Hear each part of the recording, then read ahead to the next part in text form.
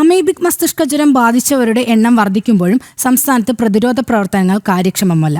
കൃത്യമായ മാർഗനിർദ്ദേശം ലഭിക്കാത്തതാണ് പ്രതിരോധ പ്രവർത്തനത്തിന് തടസ്സമാകുന്നത് എന്ന് ആരോഗ്യ പ്രവർത്തകർ പറയുന്നു. രോഗത്തിന്റെ ഉറവിടം ഇപ്പോഴും കണ്ടെത്താനാകാത്തതും ഇവരുടെ പ്രവർത്തനത്തെ ബാധിക്കുന്നുണ്ട്. വിവരങ്ങളുമായി അനഘ കർഷൻ ചേരുന്നുണ്ട്. അനഘ, വിശദാംശങ്ങൾ.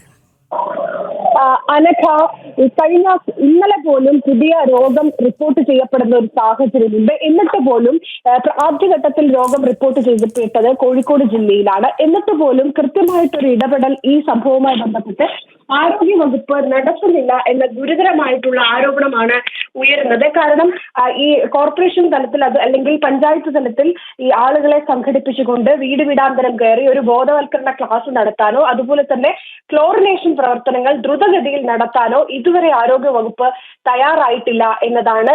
ഇപ്പോഴും പുതിയ രോഗം റിപ്പോർട്ട് ചെയ്യപ്പെടുന്നുണ്ട്. കോഴിക്കോട് മെഡിക്കൽ കോളേജിൽ 11 പേരാണ് ഇപ്പോൾ ഈ അമീബിക് മസ്തിഷ്ക ജ്വരം ബാധിച്ച് ചികിത്സയിൽ തുടരുന്നത്. 30-ലധികം പേർക്ക് ഈ രോഗം പിടിപെട്ടിട്ടുണ്ട് എന്നുകൂടി ആരോഗ്യ വകുപ്പിന്റെ കണക്കുകൾ ഉണ്ട്.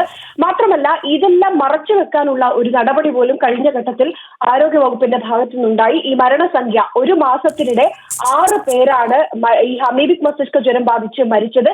പക്ഷേ ഈ കണക്കുകൾ പോലും മറച്ചു വെക്കാനുള്ള ശ്രമമായിരുന്നു ആദ്യഘട്ടത്തിൽ ആരോഗ്യ വകുപ്പിന്റെ ഭാഗത്ത് നിന്ന് ഉണ്ടാകുന്നത്. ഇപ്പോഴും കഴിഞ്ഞ തവണയും ആരോഗ്യമന്ത്രി കോഴിക്കോട് ജില്ലയിൽ എത്തിയ സമയത്ത് പറഞ്ഞത് ഈ അമീബിക് മസ്തിഷ്ക ജ്വരം ബാധിച്ചുള്ള മരണം നമുക്ക് പിടിച്ചുകെട്ടാൻ സാധിച്ചിട്ടുണ്ട്. അത് മേന്മയായി പറഞ്ഞുകൊണ്ട് ഈ വിഷയത്തിൽ ആരോഗ്യമന്ത്രിയുടെ പ്രതികരണം അത്രമാത്രമായിരുന്നു.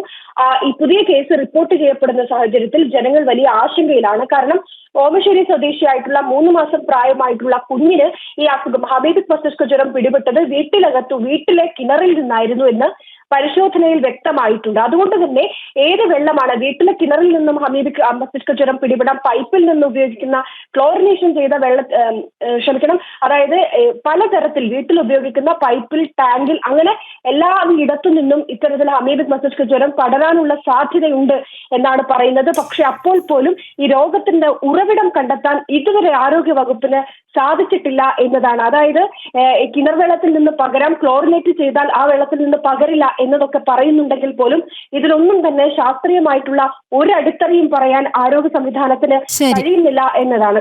അനഘ, ശരി. കോഴിക്കോട് നിന്ന് അനഘ കർഷനാണ് വിവരങ്ങൾ നൽകിയത്.